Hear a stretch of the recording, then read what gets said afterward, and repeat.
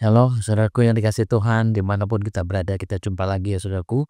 Mari saudaraku untuk menyambut firman Tuhan kita satukan hati kita berdoa. Bapa dalam surga, dalam nama Yesus, kami bersyukur kepadamu ya Tuhan atas perjumpaan kami. Biarkan kasih-Mu Tuhan atas kami, tuntun Roh Kudus-Mu lebih lagi untuk kami bisa lebih lagi Tuhan. Bersekutu bersama Tuhan untuk mendengarkan suara-Mu Tuhan melalui firman-Mu. Pakailah hamba-Mu, kuduskan, layakkan juga sembunyikan belakang salib-Mu. Biarlah mengatakan apa yang menjadi isi hati-Mu Tuhan dan apa yang sia-sia kami tolak dalam nama Yesus. Biarlah Tuhan apa yang membangun iman kami itulah biarlah Tuhan yang keluar dari mulut bibir hamba-Mu. Mari ya Tuhan kau persiapkan umat-Mu dimanapun berada dan tuntun untuk menerima kebenaran firman-Mu. Mari ya Tuhan satukan hati kami untuk menyambut firman Tuhan. Dalam nama Yesus kami berdoa, kami sambut firman Tuhan. Berfirmanlah ya Tuhan. Haleluya. Amin.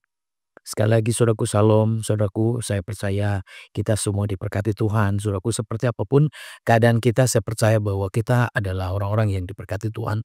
Kenapa saudaraku? Karena kita sudah dipilih, sudah dipanggil ya saudaraku dan ya saya percaya saudaraku kita harus mendapat bagian, kita harus bisa dipilih, kita harus menerima kasih karunia ya saudaraku untuk bisa lebih baik lagi. Nah saudaraku kita melihat keadaan-keadaan kita ya saudaraku bagaimana kita eh, pada saat ini atau bahkan yang terjadi seperti apa saudaraku kalau kita nggak belajar tentu kita nggak mengerti yang sebenarnya akhir daripada hidup kita itu seperti apa. Akhir zaman itu seperti apa yang dikatakan, hidup, takut akan Tuhan juga seperti apa. Saudaraku kita lihat saudaraku ya dari 2 Timotius, 3 saudaraku, dari ayatnya yang pertama, 2 Timotius 3 ayat yang pertama dari, sampai yang, 9 saudaraku ya, ayat 1 sampai 9 di sini dikatakan keadaan manusia pada akhir zaman. Bagaimana saudaraku keadaan-keadaan yang sudah terjadi tentu kita semua sudah banyak melihat ya saudaraku ya, baik sampar ya baik, bencana-bencana apapun juga saudaraku ya, kita sudah bisa melihat bahwa banyak kejadian, banyak hal-hal yang kadang-kadang tanpa kita tahu, tanpa kita sadari saudaraku bahwa itu juga sudah bagian daripada akhir zaman walaupun memang belum terjadi seluruhnya. Tetapi saudaraku akhir zaman adalah ya di sini supaya kita semua mengetahui pada hari-hari terakhir dikatakan ketahuilah pada hari-hari terakhir akan datang masa yang sukar. Saudaraku di sini saudaraku kalau dibilang masa yang sukar itu berarti keadaan tidak baik, keadaan tidak seperti yang mungkin orang inginkan, mungkin mau damai, mau sejahtera, atau mau mengalami hal-hal yang bagus-bagus, tetapi kenyataannya tidak bagus, saudaraku. Kenapa? Karena di sini manusia sudah mulai tidak mengerti ya saudaraku. Jadi akhir zaman itu, sesuatu ya saudaraku yang keadaan yang, berubah, keadaan yang sudah, berbeda. Untuk itu kalau saudaraku nggak mengenali udah seperti apa diri kita, sudah seperti apa lingkungan kita, sudah seperti apa keadaan ini dan banyak orang masih egois, banyak orang masih mementingkan diri sendiri. Padahal sebenarnya saudaraku kadang-kadang, tanpa kita sadari keadaan-keadaan itu sudah, eee, terjadi bisa dibilang akhir hidup, akhir waktu, akhir dari segala sesuatu. Jadi kalau dibilang akhir zaman berarti semuanya itu akan berhenti, semuanya akan stop, semuanya akan selesai, ya sesuai. Saudaraku tentu kalau, kita mengikuti zaman ya selagi kita masih hidup. Tetapi kalau sudah tidak ada kan berarti saudaraku bukan berarti ya kita nggak bisa ngomong lagi ada zaman zaman lagi karena memang sudah nggak ada gitu ya. Tapi ya kalau saudaraku bisa belajar sebenarnya akhir zaman itu seperti apa. Banyak orang berpikir bahwa akhir zaman ya mungkin sepertinya ya keadaan ini, dunia ini tutup habis gitu ya. Saudaraku kita nggak pernah ada yang tahu. Tapi ada hal-hal ya saudaraku yang kita perlu pelajari bahwa segala sesuatu ya sebelum terjadi semuanya ya kalau ada firman yang lain mengatakan akan ada pemulihan, akan ada yang kembali kepada Bapa ya saudaraku ya. Jadi kalau kita lihat ya maaf saudaraku saya bacakan ayat 2-nya ya. Manusia akan mencintai dirinya mereka sendiri ya, manusia akan mencintai dirinya sendiri dan menjadi hamba uang. Mereka akan membual dan menyombongkan diri, mereka akan menjadi pemfitnah, mereka akan berontak terhadap orang tua dan tidak tahu berterima kasih, tidak memperdulikan, agama saudaraku. Tidak tahu mengasihi, tidak mau berdamai, suka menjelekkan orang, tidak dapat mengekang diri, garang, tidak suka yang baik. suka mengkhianat, tidak berpikir panjang, berlagak tahu, lebih menuruti hawa nafsu daripada menuruti Allah, saudaraku. Di sini ketahuan. Jadi orang tuh sudah tidak bisa dibilang nggak baik, nggak taat. Ya, nggak pusing juga, cuek mungkin dengan siapapun juga. Dan mungkin suruhku kita sudah melihat semua itu kejadian demi kejadian di sekitar kita, di hidup kita dan mungkin pengalaman kita sendiri. Saudaraku, apa yang saudaraku lihat, apa yang saudaraku perhatikan. Nah, kadang-kadang kita kan nggak mikir kalau itu tuh, satu tanda ya bahwa ya banyak orang akhirnya kenapa? Ya menyesal karena belum berbuat banyak, ya nggak banyak mungkin begitu ditinggal orang tua mungkin dipanggil atau siapapun itu yang dipanggil, wah baru orang berpikir, "Oh waduh belum melakukan lebih banyak atau belum berbuat apa-apa." Dan itu, sering terjadi saudaraku ya. Tapi maksudnya apa di sini saudaraku ya, supaya kita mengenali diri kita sendiri, bahwa keadaan-keadaan itu saudaraku ya, bisa dibilang, harus membuat kita ini selalu sadar, harus membuat kita tuh selalu, iya, merendahkan hati saudaraku ya. Jadi maksud daripada akhir zaman di sini ya supaya menyadarkan kita saudaraku bahwa semua itu akan berakhir, bahwa semua itu akan selesai. Sehingga apa gunanya ya kita itu, mau mungkin, melakukan segala sesuatu yang hanya untuk memupuk diri sendiri, membesarkan diri sendiri, atau melakukan hal-hal yang ya semuanya serba untuk sendiri. Jadi saudaraku nggak berpikir banyak bahwa, semuanya itu saudaraku perlu kita pelajari bahwa semua itu akan berakhir. Sebanyak apa kita miliki, sepintar apapun yang kita miliki, semua itu akan berakhir. Ada baiknya kalau saudaraku punya pengetahuan, punya segala sesuatu yang lebih. Lalu saudaraku melakukan sesuatu bersama-sama atau eee, apa namanya, diberikan juga atau mungkin ya semua yang kita bisa lakukan maksud saya. Apa yang kita bisa perbuat saudaraku ya. Jadi jangan kita hanya melihat kepada diri sendiri. Itu saudaraku. Kalau kita melihat di diri sendiri, oh ya masih banyak sekali saudaraku. Kita mau ini, kita mau itu ya. Bahkan banyak ya yang mungkin kita merasa bahkan kurang terus. Merasa juga mungkin gak bisa atau merasa banyak hal saudaraku. Tetapi kalau kita yang benar-benar mengerti seharusnya saudaraku di sini ya kita semua bisa melihat ya, jadi ciri-cirinya seperti itu. Jadi apa ya, cenderung melawan, mungkin juga cenderung bertengkar, atau bahkan juga ya banyak yang sifatnya itu hanya untuk ya orang lain yang mengalah ya. Jadi dirinya nggak perlu sepertinya gitu ya. Jadi walaupun punya agama, walaupun kenal Tuhan, bisa dibilang ya banyak yang dibilang mungkin orang Kristen kenal Tuhan, tapi secara kehidupan yang gak pusing dengan orang lain ya.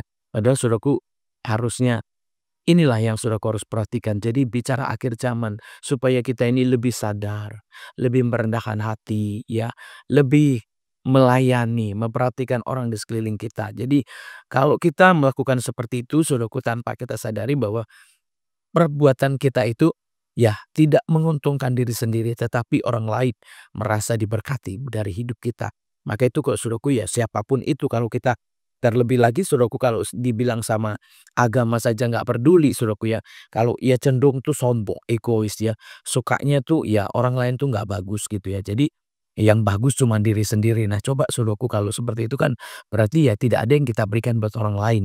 Nah kadang-kadang konotasi untuk memberi itu sering saudaraku hanya berpikir uang, mungkin barang. Padahal saudaraku ini bentuk perhatian ya saudaraku ya.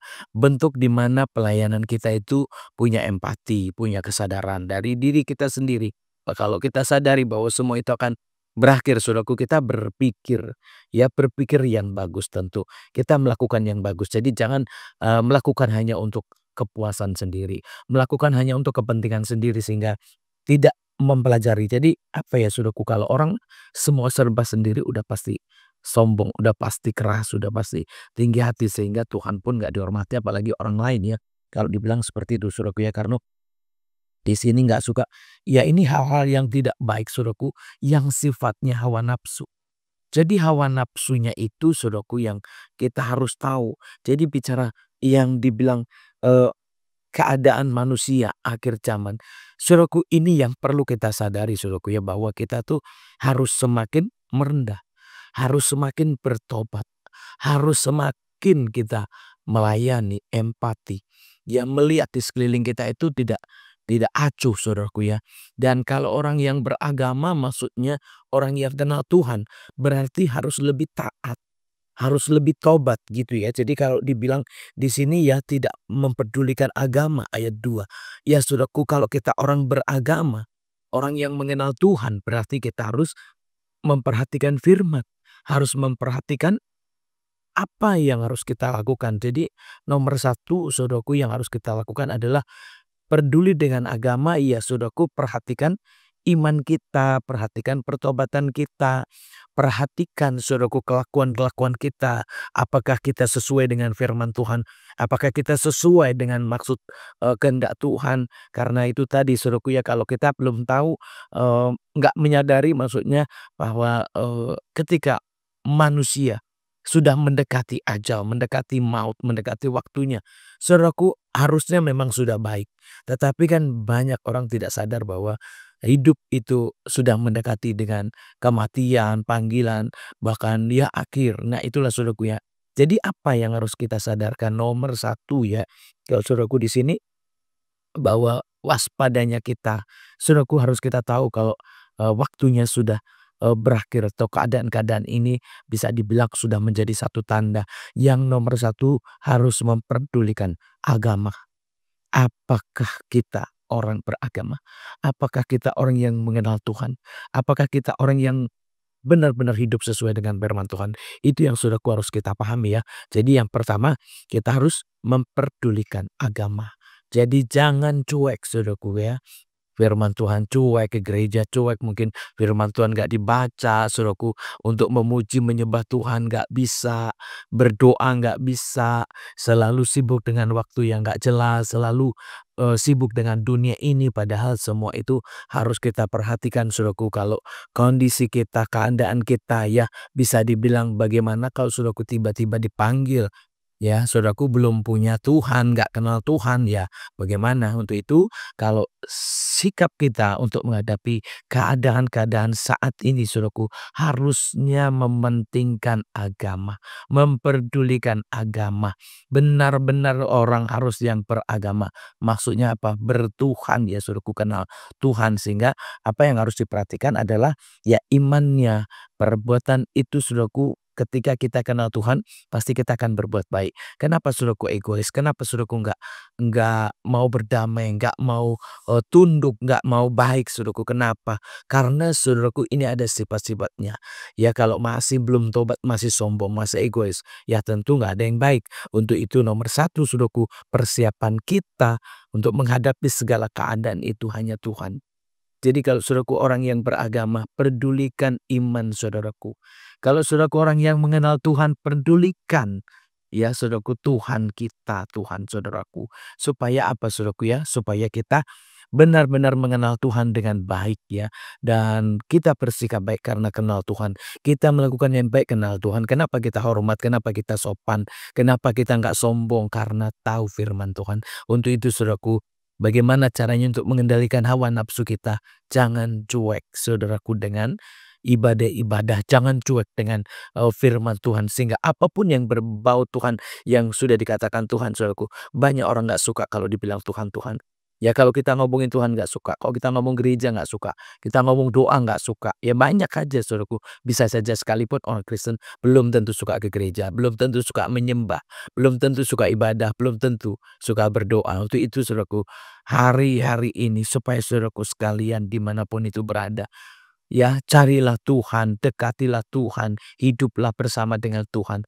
Itu namanya memperdulikan agama, yaitu keyakinan iman kita itu supaya semakin benar dan semakin teguh, semakin eh, eh, di posisi yang sebenarnya, yaitu di hadapan Tuhan saudaraku ya. Jadi itulah yang pertama saudaraku ya. Jadi bagaimana kita bisa melakukan yang baik ketika kita tahu bahwa kita itu orang beragama, orang yang mengenal Tuhan, tentu orang yang lebih empati, orang yang lebih baik, orang yang lebih bertobat, orang yang lebih taat, itu tandanya bahwa kita benar-benar ada di hadapan Tuhan. Untuk itu apa yang harus kita lakukan? Kalau keadaan ini udah seperti ini gimana? Kalau ini udah begini gimana? Ya itu saudaraku ya nomor satu, jangan cuek sama agama, pedulikanlah agama saudaraku. Pedulikanlah iman kita saudaraku ya, perhatikan apakah posisi kita bertobat atau tidak. Tentu kalau saudaraku takut Tuhan, mengenal Tuhan saudaraku pasti berbeda. Ya pasti nggak akan hidup dengan pemberontakan, nggak akan hidup dengan arogan, pasti sopan, ya pasti taat dan bisa lebih baik. Ya itulah saudaraku ya, supaya kita bisa melihat di situ ya saudaraku. Jadi, eee, kalau dibilang ayat 4 suka mengkhianat, tidak berpikir panjang, berlagak tahu lebih menuruti hawa nafsu daripada menuruti Allah. Nah ini jadi saudaraku, ya kalau tadinya, mungkin dia suka-suka, yang namanya orang peduli, dengan Tuhan memperdulikan imannya saudaraku, jadi, yang tadinya mungkin nggak tahu nih kehendak Tuhan apa tidak gitu, tapi lebih kepada kehendak Tuhan. Jadi istilahnya apa, mencari kehendak Tuhan. Mencari kehendak Tuhan saudaraku. Jadi mulai, kalau saudaraku lihat kondisi saat ini saudaraku ya, apa yang sudah kita lihat di sekeliling kita, atau bahkan untuk hidup kita sendiri mungkin ya nggak perlu udah sakit-sakitan, nggak perlu udah kondisi yang nggak baik, tetapi saudaraku ya kalau lebih bagus lagi kalau kita sudah mulai memperhatikan iman kita ya, bagaimana hidup kita dengan Tuhan dan pertobatan kita, ya kita lo lebih kepada Tuhan ya, memperhatikan terus tiap hari keadaan iman, keadaan, hubungan kita dengan Tuhan lalu mencari kehendak Allah ya. Yang pertama tuh mulai memperhatikan iman ya saudaraku, itu tandanya orang beragama. Jadi, mencari kehendak Tuhan, jangan terus sombong, jangan terus, mengandalkan dunia ini. Karena orang sombong pasti mengandalkan kepintaran, mengandalkan kekuatan manusia, bukan mengandalkan Tuhan. Tetapi orang yang beragama, orang yang mengenal Tuhan, yang pertama dia memperhatikan imannya. Hubungannya dengan Tuhan apa saja yang harus dilakukan, lalu mencari kehendak Allah, saudaraku ya. Apa yang Tuhan kehendaki itu yang dilakukan ya. Secara lahiriah mereka menjalankan ibadah mereka, tetapi pada hakikatnya mereka memungkiri kekuatannya. Jauhilah mereka itu. Jadi kita sudah bukan lagi waktunya saudaraku bersekutu dengan dunia ini. Bukan waktunya saudaraku berkelompok-kelompok dengan hal-hal yang sia-sia, dengan orang yang tidak melakukan kehendak Tuhan. Jadi seharusnya kita lebih bersekutu untuk terus ya mencari Tuhan. Jadi jangan saudaraku ya melakukan hal yang, eee apa namanya, saudaraku yang bukan dari Tuhan. Kalau ada firman-Nya ya, jangan jauhi ibadah-ibadah, ya kan. Saudaraku sebelumnya ya saudaraku ya, jadi jangan kita tuh jauh daripada ibadah-ibadah supaya kita tuh lebih mendekat kepada ibadah. Jadi jangan saudaraku ya, ya kalau kita itu, mengenal Tuhan, tentu kita dekat dengan Tuhan ya.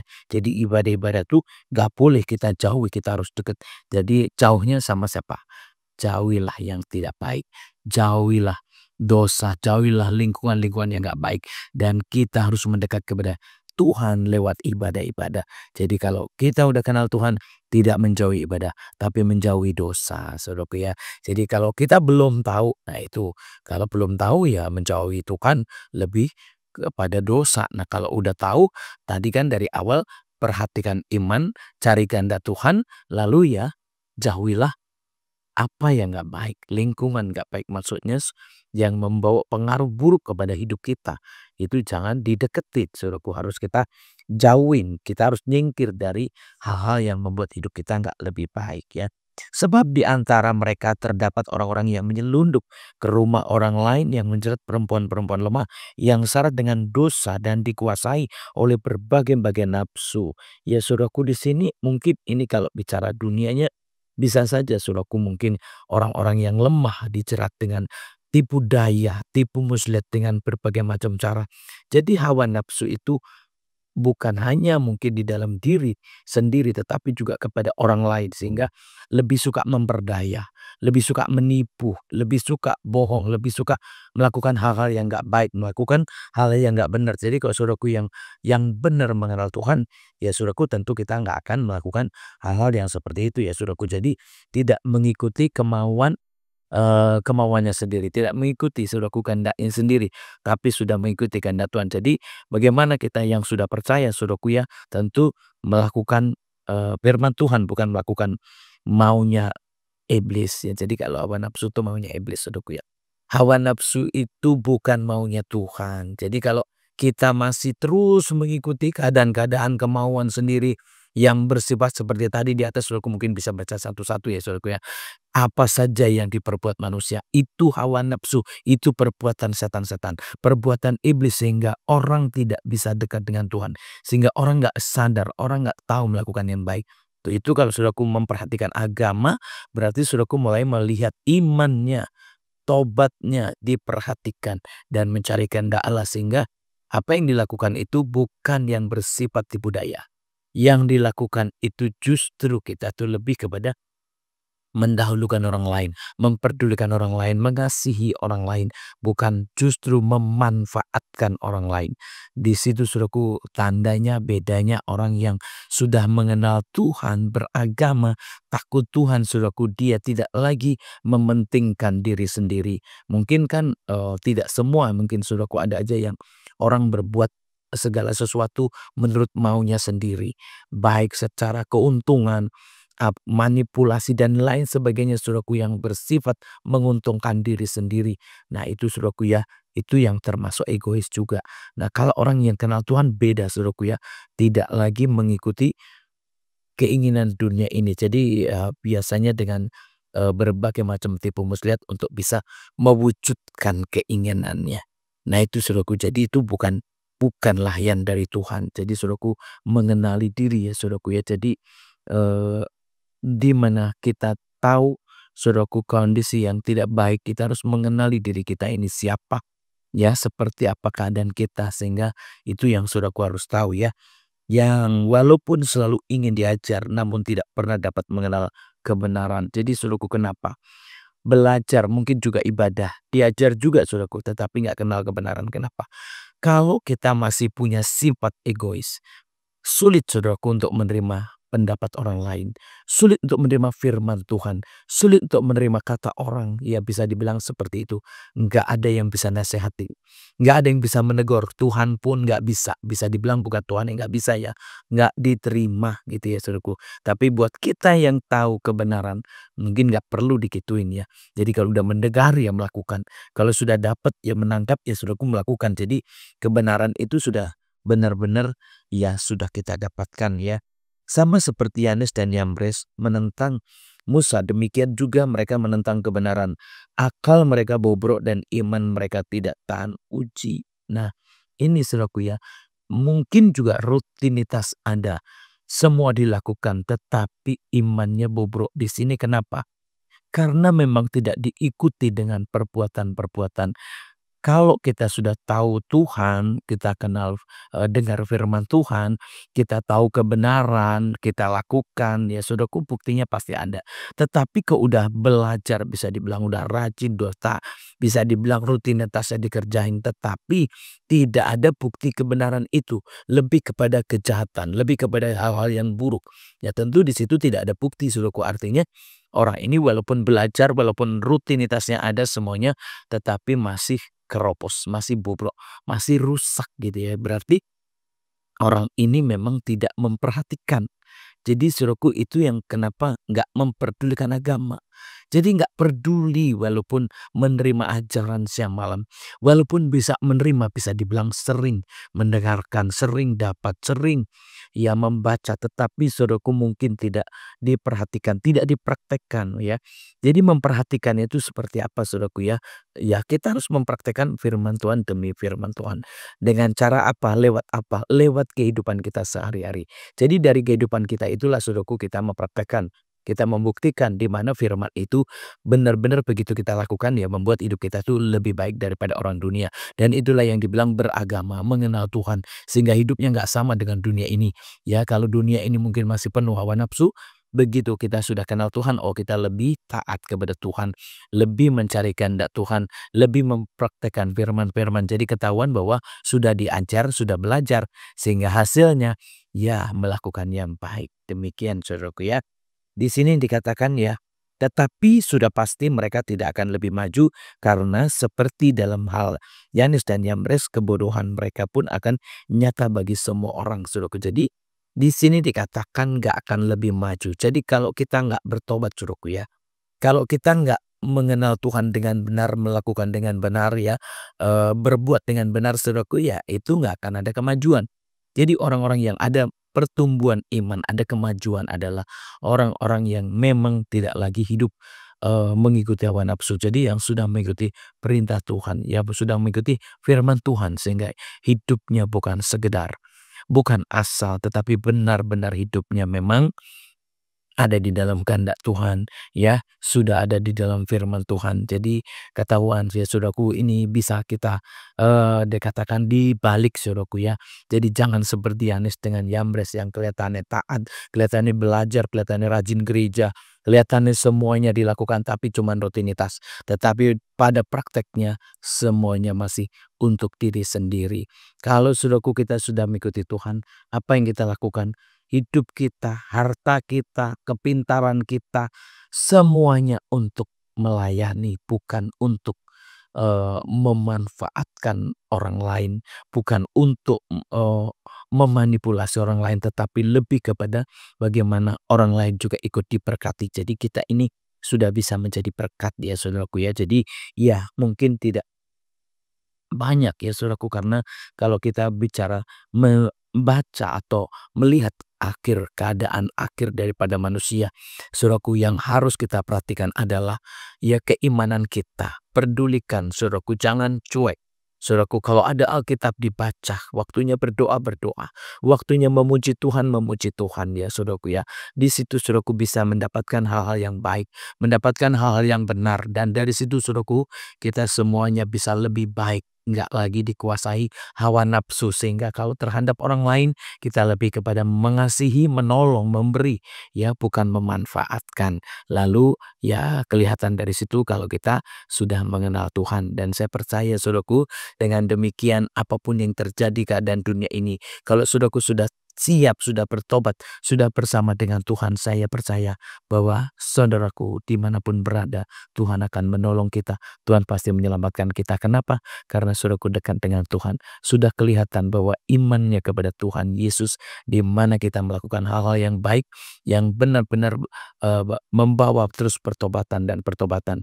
Dan di situ saudaraku, supaya kita lebih lagi dilihat orang lain bukan karena serakahnya, bukan karena egoisnya, bukan karena hawa nafsunya, tetapi kita sudah dilihat bahwa kita yang sudah mengenal Tuhan adalah orang-orang yang mau taat kepada kehendak Tuhan, taat kepada firman Tuhan, dan mau melakukannya, sehingga buktinya bisa dilihat orang lain bahwa kita adalah orang-orang yang mengenal Tuhan dan bertobat. Jadi lebih kepada agama, lebih kepada Tuhan, kepada imannya masing-masing. Ya saudaraku, dari firman ini marilah kita belajar ya saudaraku, kalau kita ini yang sudah mengerti, harusnya kita lebih memperhatikan iman kita arahnya kemana. Jadi lebih bertobat ya saudaraku, lebih merendah, lebih bertobat, dan harus lebih memperhatikan lagi iman kita masing-masing. Lalu bagaimana, seperti apa pertobatan kita, seperti apa iman kita, itu yang perlu saudaraku perhatikan. Dan perbuatan-perbuatan itu pasti akan menyertai. Ketika kita tahu kebenaran, pasti kita akan melakukan yang baik. Untuk itu saudaraku, marilah kita semuanya lebih memperhatikan. Jadi perhatikanlah imanmu. Itulah firman hari ini ya saudaraku ya. Perhatikanlah imanmu. Kenapa? Karena kita sudah harus punya persiapan yang baik. Jadi kalau kita yang memperhatikan iman kita itu yang terbaik, jadi bagaimana akhir zaman itu bisa terjadi? Ya setiap kita yang paling penting di sini takut akan Tuhan. Takut akan Tuhan, lakukan kehendak Tuhan. Dan di sini saudaraku ya, kita bisa melihat bahwa apapun yang terjadi, anak Tuhan gak perlu takut, karena kita sudah bersama dengan Tuhan Yesus. Itulah saudaraku ya firman hari ini. Jadi lebih kepada eh, memperhatikan iman saudaraku ya, mencari kehendak Tuhan, lalu melakukan ya saudaraku apa yang kita harus lakukan. Jadi kita lebih kepada melayani, lebih kepada melakukan hal-hal yang lebih berempati ya. Jadi tidak lagi menjadi orang yang sombong, egois. Kenapa? Karena firman Tuhan sudah membentuk, menjadikan kita orang-orang yang tidak lagi seperti itu. Dan inilah saudaraku tandanya orang kenal Tuhan, tidak lagi hidup dengan hawa nafsu, tapi hidup dengan kehendak Tuhan. Demikian firman Tuhan saudaraku. Tuhan Yesus memberkati. Mari saudaraku kita tutup firman-Nya. Bapa yang di surga, dalam nama Yesus Tuhan kami minta kepadamu, biarkan Tuhan Kau menaruh roh yang benar-benar yang mau bertobat ya Tuhan Yesus, hati yang baru, pikiran yang baru yang membawa setiap kami semakin bertobat, semakin bertumbuh, dan kami semakin diperbaiki ya Tuhan. Terima kasih ya Tuhan Yesus, kami percaya Engkau mengendaki kami pertumbuhan kemajuan Tuhan. Untuk itu apapun yang sudah kami dengar kami terima. Biarkan Tuhan kami boleh menyampaikannya, boleh menerimanya, boleh melakukannya dengan benar ya Tuhan. Dan kami boleh mengerti, kami harus lebih lagi Tuhan mempraktekkan dalam kehidupan kami sehari-hari terhadap lingkungan kami ya Tuhan, bahwa kami mengenal Kau, mengenal kebenaran, mengenal Tuhan dengan benar. Untuk itu ya Tuhan, biarkan iman kami boleh bertumbuh, berbuah, dan terus menghasilkan yang lebih baik lagi.